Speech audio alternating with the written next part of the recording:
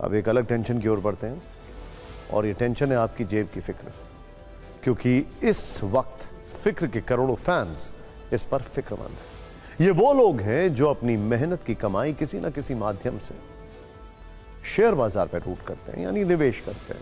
हर महीने कुछ पैसे एसआईपी, म्यूचुअल फंड, ईटीएफ या स्टॉक में डालते हैं इस उम्मीद में कि अच्छा रिटर्न मिलेगा, लेकिन फिलहाल उनका दुख बढ़ रहा है।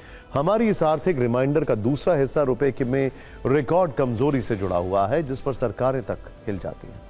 आज हम आपको सबसे आसान भाषा में समझाएंगे कि इन दोनों खबरों का सीधा कनेक्शन कैसे आपकी जेब और आपकी रसोई पर पड़ने वाला है। सबसे पहले भारतीय स्टॉक मार्केट की बात करते हैं, जहां इस वक्त सुनामी आई हुई है। आज का दिन भी निवेशकों के लिए ब्लैक मंडे साबित हुआ है। सेंसेक्स में 1048 अंकों की गिरावट, जबकि निफ्टी में 345 अंक की गिरावट और निवेशकों के 12 लाख करोड़ रुपए एक झटके में इवेपोरेट हो गए, गायब हो गए। शेयर बाजार में हर गिरावट के साथ आपका पैसा कम हो रहा है। पिछले वर्ष 27 सितंबर 2024 को सेंसेक्स ने अपना ऑल टाइम हाई बनाया था और 85,978 का आंकड़ा छुआ, लेकिन अब तक सेंसेक्स करीब 9,000 अंक से ज्यादा नीचे आ चुका है और उसमें करीब 11% से ज्यादा की गिरावट हुई। इस तरह निफ्टी में भी करीब 27 सितंबर 2024 को 26,277 का आंकड़ा जो था, एक high, all time high touch किया था। अब तक उसमें 12% से ज्यादा की गिरावट आ चुकी है। यह सिलसिला कब थमेगा, इसका जवाब अब भी शेयर बाजार के बड़े बड़े एक्सपर्ट्स जो हैं वो तलाश रहे हैं। अब ये समझते हैं कि शेयर मार्केट में हर नए दिन के साथ नया त्राहिमाम क्यों शुरू हो जाता है। सबसे बड़ी वजह ग्लोबल संकेतों का कमजोर होना है। जैसे यूएस फेड रेट में कटौती की उम्मीद न होने की वजह से निवेशक अपना पैसा बाजार से बाहर निकाल रहे हैं। ट्रंप के आने के बाद उनकी नीतियों को लेकर निवेशकों में थोड़ा सा अनसर्टेनिटी या अनिश्चितता है। दूसरी वजह है भारतीय रुपए का लगातार कमजोर होना, जो डॉलर के मुकाबले अब तक के सबसे निचले स्तर पर आ चुका है।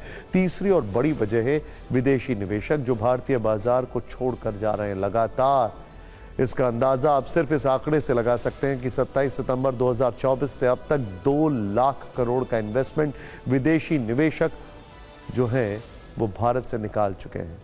शेयर बाजार गिरने की चौथी वजह है कच्चे तेल की कीमतों में लगातार इजाफा और इसकी एक वजह है तीसरी तिमाही के नतीजे। बड़ी बड़ी कंपनियों के तीसरी तिमाही के नतीजे आने वाले हैं, जिनके कमजोर होने की आशंका है। इसीलिए भी लोग डरे हुए हैं और अपने शेयर्स बेच रहे हैं। लेकिन भारतीय शेयर बाजार के गिरने से भी ज्यादा चिंता डॉलर के मुकाबले रुपए का लगातार कमजोर होना है, क्योंकि इसका सीधा असर आपके ऊपर होगा। अर्थशास्त्र का यह गणित आपको सरल भाषा में समझाते हैं। आज भारतीय रुपए डॉलर के मुकाबले रिकॉर्ड निचले स्तर पर आ गया, यानी रुपए का टूटना जारी है। एक महीने से भी कम समय में $1 के मुकाबले भारतीय करेंसी ₹2 से भी ज्यादा कमजोर हुई है।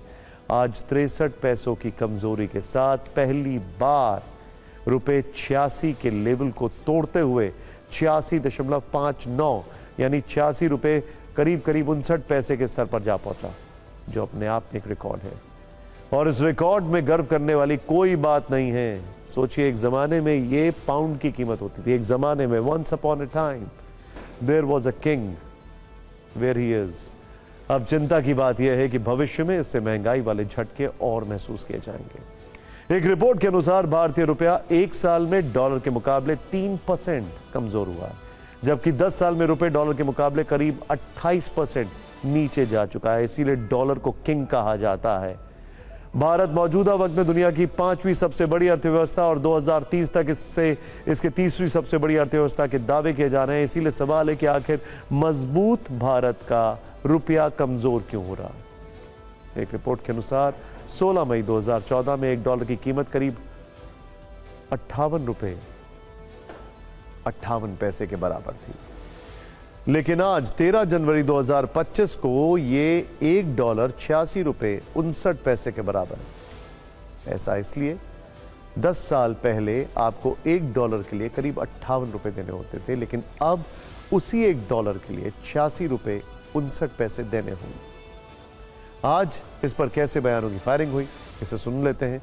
फिर ये बताएंगे कि रुपए के गिरने में आपके लिए अशुभ संकेत कहां से आ रहे हैं। प्रधानमंत्री जी बताएं कि रुपया इतना पतला क्यों होता जा रहा है। प्रधानमंत्री जी बताएं कि प्रधानमंत्री की प्रतिष्ठा कहां चली गई है। भारतीय करेंसी यूरो के मुकाबले मजबूत है, स्टर्लिंग पाउंड के मुकाबले मजबूत है, जापानीज येन के मुकाबले मजबूत हो रही है, सिंगापुर डॉलर के मुकाबले मजबूत है, चाइनीज करेंसी के मुकाबले मजबूत है। अभी जैसे ही ट्रम्प साहब इलेक्शन जीते हैं तो उसमें यह है कि उनका है America first, American economy first. उनका जो रुझान ये है कि भाई मुझे कंट्री को आगे ले जाना है। अभी बिग फाइट है चाइना और अमेरिका के बीच में, सबको पता है। दुनिया की अलग दूसरी करेंसियों के सामने हमारा रुपया काफ़ी कम गिरा है और ये एक इन एंटिसिपेशन हो रहा है कि भाई ट्रम्प आएंगे और वो टैरिफ लगा देंगे, जिसकी वजह से एक्सपोर्ट थोड़ा सा मुश्किल हो जाएगा।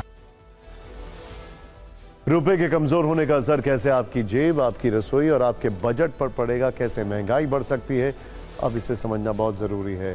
डायरेक्ट कनेक्शन है आपसे। रुपए के कमजोर होने का असर विदेशों से आयात किए जा रहे तेल और ऊर्जा के उत्पादों पर पड़ेगा, और क्योंकि भारत करीब 80% कच्चा तेल विदेशों से खरीदता है, इसीलिए पेट्रोल और डीजल महंगा हो सकता है। इसमें सबसे बड़ी बात यह है कि रशिया के ऊपर जो लेटेस्ट सैंक्शंस लगे हैं, ऐसा अनुमान है उससे भी भारत को काफी नुकसान होगा। खैर, फिर इसका सीधा असर पेंट और ल्यूब्रिकेंट की कीमतों पर पड़ सकता है। रुपए की रिकॉर्ड कमजोरी से विदेशों से वस्तुओं को मंगाना महंगा हो जाएगा, क्योंकि आयात के लिए जो भुगतान किया जाता है वो डॉलर में होता है। जब महंगा सामान आएगा तो उसकी ट्रांसपोर्टेशन कॉस्ट भी बढ़ जाएगी, और ये महंगाई के बढ़ने की एक बड़ी वजह हो सकती है, क्योंकि इससे सब्जियों और ट्रांसपोर्ट के जरिए एक जगह से दूसरी जगह सप्लाई होने वाले सामान के दाम भी बढ़ जाते हैं। रुपए के कमजोर होने का असर उन लोगों की जेब पर भी पड़ेगा जो विदेश जाना चाहते हैं, क्योंकि अब उन्हें 86 रुपए खर्च करने पर $1 मिलेगा, क्योंकि दुनिया के ज्यादातर देशों में कारोबार डॉलर में होता है। इसके अलावा विदेश में पढ़ाई का खर्च भी अब ज्यादा हो जाएगा क्योंकि फीस से लेकर रहना और खाना तक महंगा हो जाएगा। यानी शेयर बाजार की गिरावट हो या फिर रुपए की डुबकी, इन दोनों का असर सीधे आप पर पड़ेगा। और चिंता की बात यह है कि अभी ये डुबकी रुकने के संकेत नहीं है।